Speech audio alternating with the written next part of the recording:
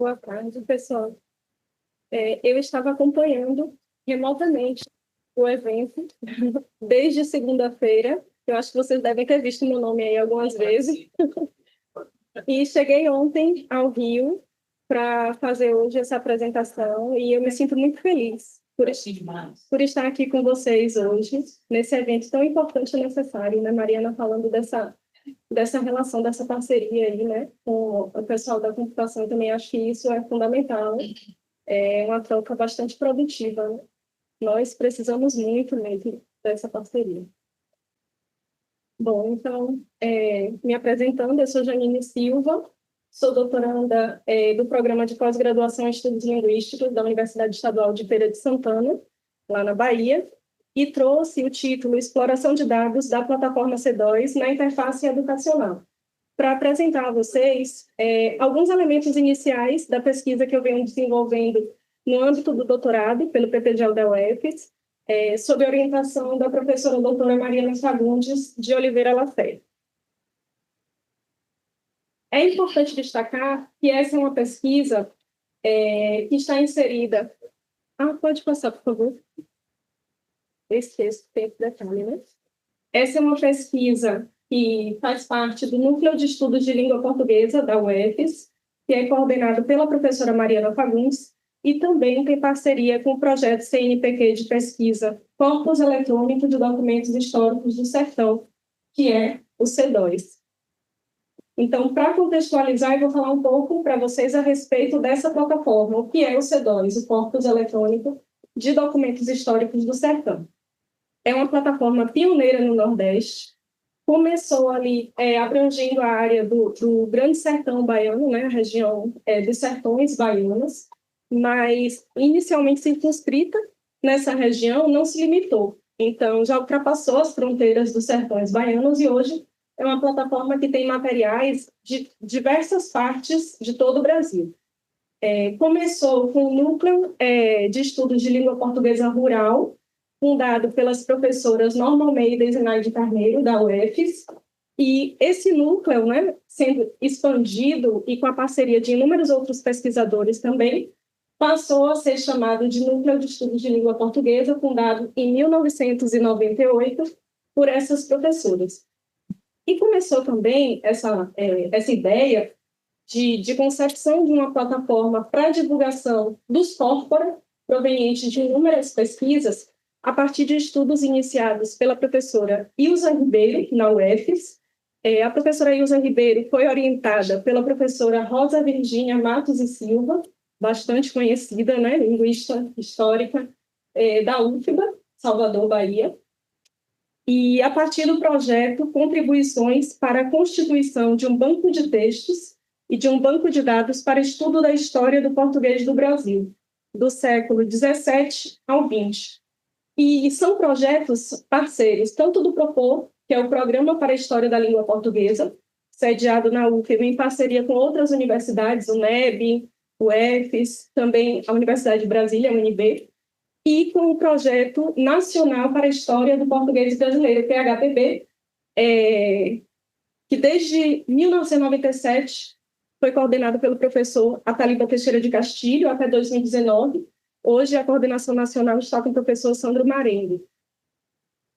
Então, nessa parceria bastante produtiva, essa troca de experiências, foi construído o C2, essa plataforma, que é um projeto coordenado tanto pela professora Mariana Fagundes quanto pela professora Zenaide Carneiro, e trabalha dentro dos princípios da ciência aberta. É uma plataforma de livre acesso, acesso gratuito, que disponibiliza atualmente mais de 2,3 milhões de palavras, são quase 5.000 documentos à disposição dos consulentes, e muitas pesquisas vêm sendo desenvolvidas a partir desses dados, a partir desses materiais, um banco de textos riquíssimos, que disponibiliza também os metadados, né? Então, diversas informações de caráter sócio-histórico à disposição dos pesquisadores.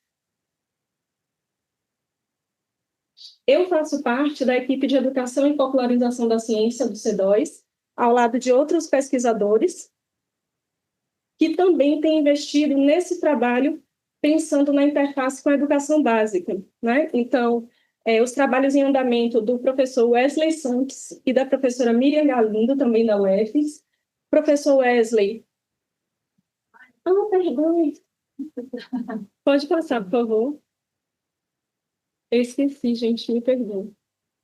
Ali as informações que eu falei a respeito do C2, da parceria com o Propor, o PHPB, a disponibilização dos dados, pode passar, por favor. Ali a imagem que mostra a equipe, né? É uma equipe grande, é uma rede bastante colaborativa e produtiva de pesquisadores, e ali fazendo parte da equipe de educação e popularização da ciência. Pode passar, por favor. Bom, agora eu estou nesse, viu, gente? Perdão. Então, o professor Wesley Santos, ele é responsável, é uma pesquisa em andamento, assim como a de Miriam Galindo. Ele é responsável pela construção da gramática pedagógica digital da língua falada no semiárido baiano, né? Então, um produto tecnológico e pedagógico da tese dele em desenvolvimento. A professora Miriam Galindo também trabalha com dados disponíveis no C2, com material proveniente ali da região da Chapada Diamantina, na Bahia, né? Então, todos esses trabalhos utilizando informações, dados disponíveis nessa plataforma, pensando também nessa perspectiva educacional, nessa colaboração para a educação básica. A professora doutora Daiane Lemos também tem essa parceria com o C2, através do projeto ELIVES, que ela idealizou e coordena, que é o projeto Estudos Linguísticos e Históricos do Sertão, ali do território de Irecê, Bahia, que também apresenta e está disponível, aí eu coloquei os QR Codes, está disponível na internet o jogo Concordação, que é um produto pedagógico, também proveniente desse trabalho, e a professora Heloísa Pilate, que eu acho que dispensa apresentações, né? A professora Heloísa Pilate é responsável pela metodologia da aprendizagem linguística ativa e também pelo projeto Gramaticoteca Brasil, do qual eu faço parte junto com a professora Daiane Lemos. Pode passar, por favor. Além disso, a pesquisa também está vinculada a um outro projeto de extensão do Núcleo de Estudos de Língua Portuguesa da UFES, que é o NELP na Sala de Aula, Diálogos entre Ensino, Pesquisa e Extensão, que, em parceria com o projeto Linguística na Escola do PPGEL da UFES, procura levar para diversas escolas da educação básica, em parceria também com outros professores e pesquisadores de diversas instituições, essa discussão a respeito da variação linguística e de diversos fenômenos, né, variáveis do português brasileiro, a partir de diversos quadros teóricos. Então, compartilhar informações, experiências, estabelecer esse diálogo tanto com professores quanto estudantes. Então, o objetivo geral da nossa pesquisa é investigar a abordagem da variação linguística e também o tratamento dado a fenômenos morfossintáticos variáveis do português brasileiro em livros didáticos aprovados no PNLD, na edição de 2024 a 2027, para os anos finais do Ensino Fundamental 2, né, 8º e 9º ano, e propor estratégias pedagógicas alinhadas aos pressupostos da sociolinguística educacional e da pedagogia da variação linguística.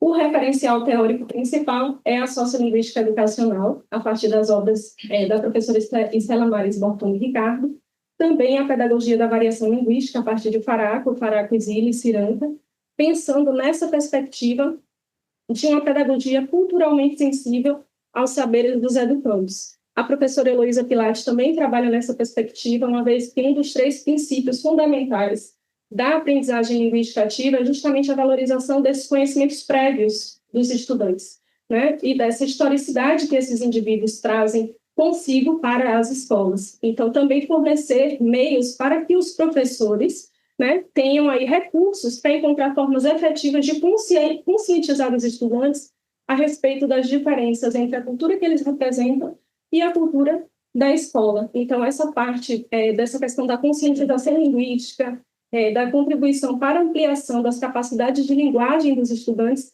é algo muito importante na nossa pesquisa. Com relação à metodologia, é uma pesquisa que se insere no campo da linguística histórica lato sensu, tal como descreve a professora Rosa Virgínia Matos e Silva, 2008, porque trabalhamos com dados datados e localizados, né, datados dos séculos 20 e 21 e localizados nos sertões baianos. Trabalhamos com corpora escritos diacrônicos. Esses corpora se subdividem em um corpus base, que é justamente a documentação disponível no C2, na plataforma C2, né, alguns desses documentos, como, por exemplo,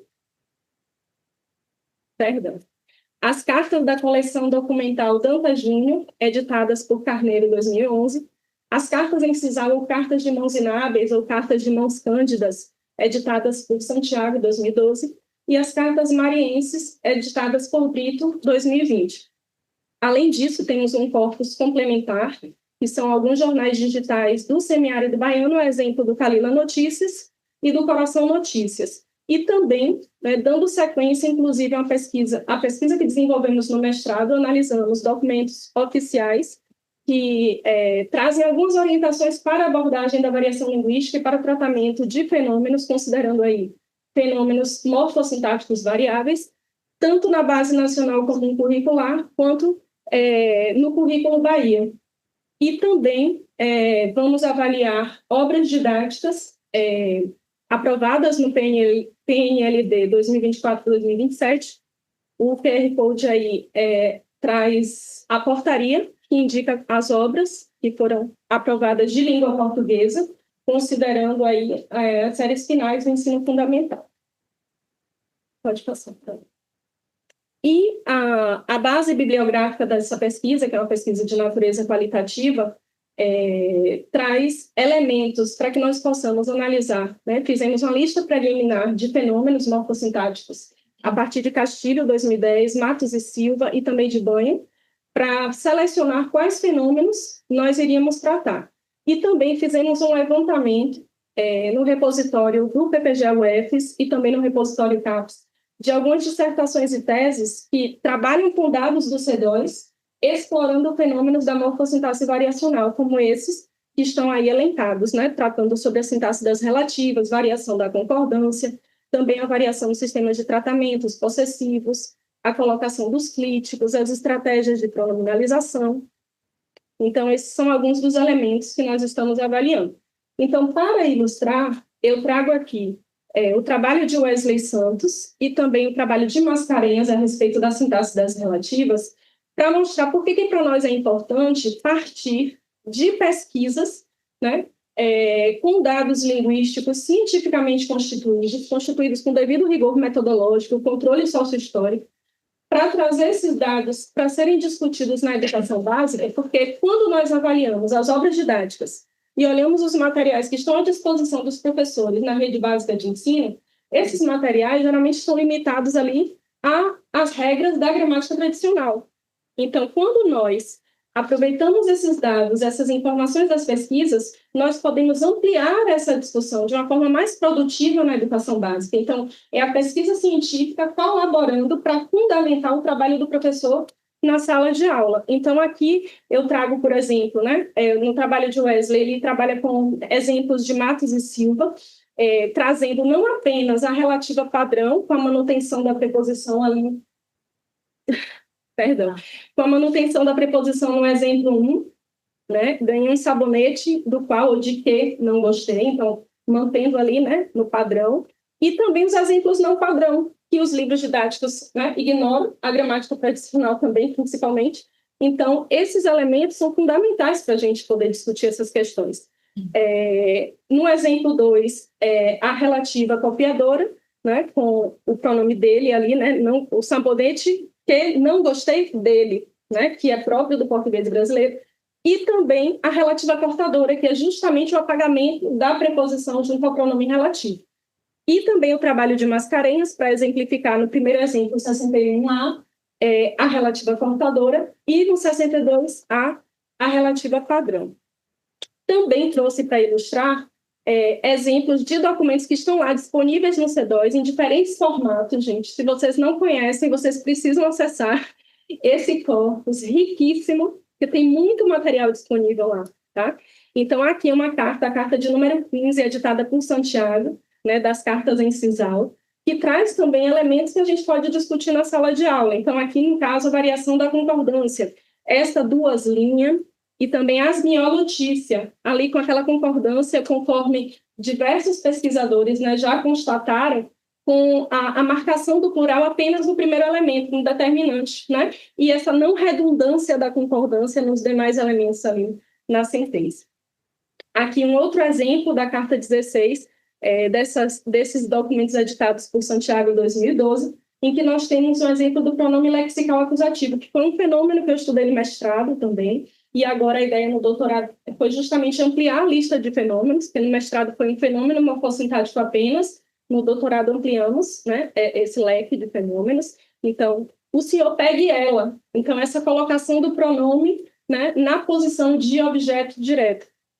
Porque a gramática tradicional nos diz o quê? Que na posição de objeto direto são os clíticos, os pronomes do caso oblíquo. Pronome do caso reto na função de sujeito na sentença. Mas na realidade linguística do português brasileiro, não é isso que nós vemos. Inclusive, Matoso Câmara nos diz que o uso de ele e suas variantes de feminino, né, e plural como acusativo é uma das maiores características do português brasileiro, porque isso não ocorre no português de Portugal, né?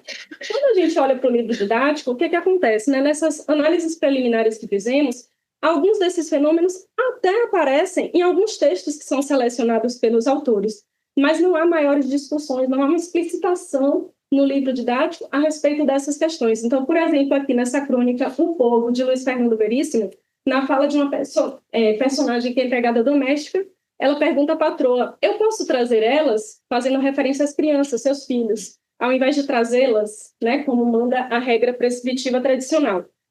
E aqui num outro exemplo, uma tirinha do Menino Maluquinho do Ziraldo, o personagem Juninho diz ali, tá esperto agora, hein?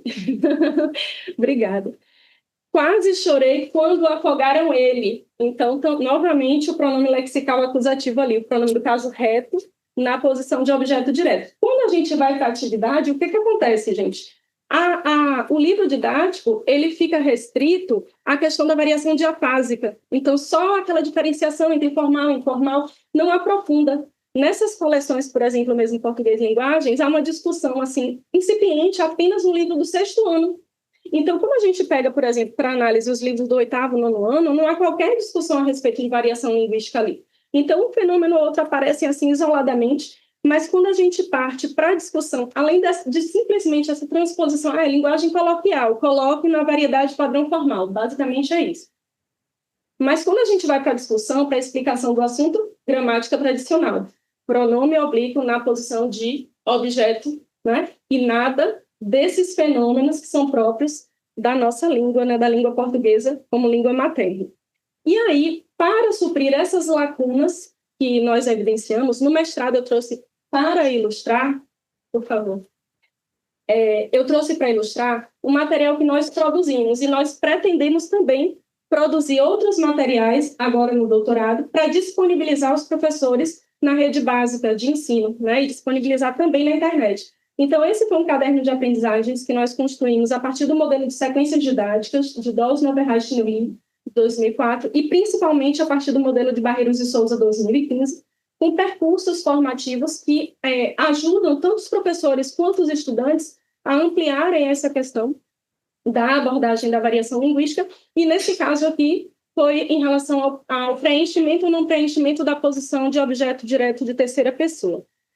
Esse caderno está disponível na internet, no site falaepb.wordpress.com, que nós construímos com essa intenção de disponibilizar todos os percursos formativos divididos. O professor pode ir por partes, selecionar o material, imprimir, trabalhar ou levar para os laboratórios para trabalhar essas questões com os estudantes. Então, está tudo lá, certo? E qual é a ideia? A ideia, muitas vezes, existe, digamos assim, um equívoco em relação a esse trabalho que os linguistas, né, os sociolinguistas e outros pesquisadores vêm desenvolvendo, da sociedade em geral, achar que a gente quer a exclusão da gramática tradicional. Não é isso que a gente quer. A gente quer apenas ampliar a discussão a partir daquilo que realmente existe na língua. Então, a gramática tradicional é um modelo ideal de língua que, se a gente for colocar assim, na prática, ninguém utiliza 100% aquelas regras, né? Ninguém, da mais alta formação, dos maiores níveis de escolaridade. Então, nós precisamos trazer para a discussão na sala de aula as normas realmente utilizadas, para que o aluno compreenda, para que ele compare com os seus próprios usos, né, e tenha essa reflexão a respeito tanto das normas socialmente prestigiadas, quanto daquelas também que são estigmatizadas e que muitas vezes fazem parte dos usos linguísticos deles, né, porque isso contribui também para a valorização da autoestima do estudante, porque se ele mira numa norma ideal que não se concretiza na prática, o que ele diz na sala de aula? Eu não sei falar português, eu não sei português é difícil, e aí vai reproduzindo essa ideia. Então, aqui a gente tem um exemplo justamente desse diálogo, porque muitas vezes, por favor, o estudante nunca nem ouviu falar em linguística. O que é isso, linguística? Ó, professora, que horas vai começar a aula? Porque a aula de língua portuguesa é falar de gramática tradicional, né? Então, esses projetos, NELP na sala de aula, linguística na escola, procuram justamente contribuir para levar essa discussão, para despertar essa atenção desses estudantes para essas questões, levando a fala de pesquisadores, né, renomados, de tantos pesquisadores que vêm trabalhando arduamente nessas questões, e trazendo para a discussão não apenas aquilo que está no livro didático e na gramática tradicional, mas também aquilo que é fruto das pesquisas, né, no âmbito dos estudos linguísticos, para que o estudante veja que aquilo que ele produz enquanto linguagem realmente existe na prática, é válido, é tão legítimo, né, quanto diversos outros usos privilegiados.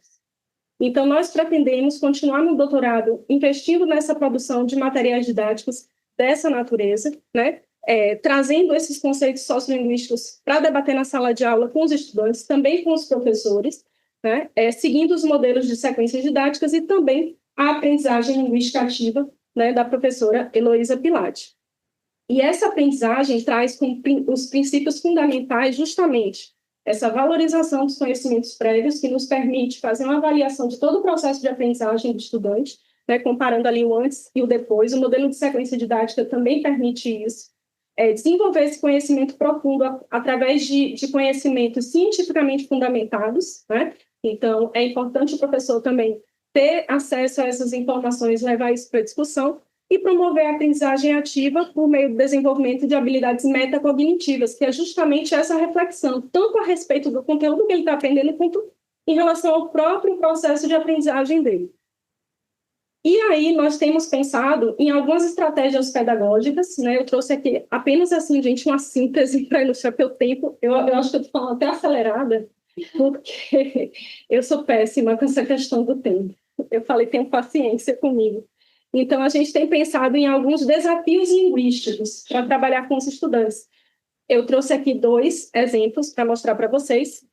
O detetive da gramática, em que ele vai trabalhar com textos previamente selecionados pelo professor, textos que vão ter diferentes níveis de complexidade, né, partindo de textos mais simples até textos mais complexos, textos que estão disponíveis no C2 em diferentes formatos. Então, tem o facsímile, tem também a edição modernizada, que fica mais acessível, né, para trabalhar com estudantes na sala de aula, para que ele possa investigar ali, a partir daqueles textos, esses fenômenos, né? A presença desses elementos. E isso pode ser feito também com os próprios textos dos alunos, como o Geraldi nos diz, né? Não apenas trabalhar a língua portuguesa a partir de textos clássicos, mas o próprio material produzido pelos alunos pode constituir um importante corpus de análise nas aulas de língua portuguesa. Nós já fizemos isso inúmeras vezes e podemos investir mais nesse processo. E também a batalha de variedades, que propõe que os estudantes, eles recebendo algumas cartas de contexto que trazem dados sociohistóricos a respeito dos informantes, né, dos escreventes das cartas, e outras cartas que trazem dados de fenômenos morfossintáticos, eles vão combinar essas cartas para mostrar quais fenômenos se aplicam em determinadas situações, em determinados contextos comunicativos de uma maneira, né, mais eficiente, em quais não se aplicariam. Enfim, basicamente, são essas as ideias. E nós pretendemos estar em construção a plataforma educacional digital interativa do NELP-UFES como produto tecnológico da tese, ao lado do caderno gramatical em que nós vamos disponibilizar esses desafios, essas atividades, né? Então, nós pretendemos colocar à disposição tanto dos estudantes quanto dos professores, todos esses materiais. Então, é uma plataforma também que vai se inserir no NELP, né, seguindo os princípios da ciência aberta, promovendo um diálogo incessante, tanto com professores quanto com outros pesquisadores, né, nessa partilha de materiais, partilha de experiências, e, além disso, pretendemos levar também essas discussões para as escolas por meio das jornadas pedagógicas, né, orientando os professores sobre como utilizar esses materiais, enfim. Então, pretendemos com essa pesquisa fornecer aporte para o ensino crítico, significativo e reflexivo de língua portuguesa como língua materna, a partir dessa produção do caderno gramatical com diversas atividades, nessa proposta, seguindo os preceitos da sociolinguística educacional, atendendo aquilo que os documentos oficiais nos trazem, desenvolver a plataforma educacional digital interativa do NELP, porque o NELP passou muito tempo investindo esforços na prospecção documental, na constituição de corpora para estudo, né, da sócio-história linguística do português brasileiro, e a agenda educacional ficou um pouquinho de lado.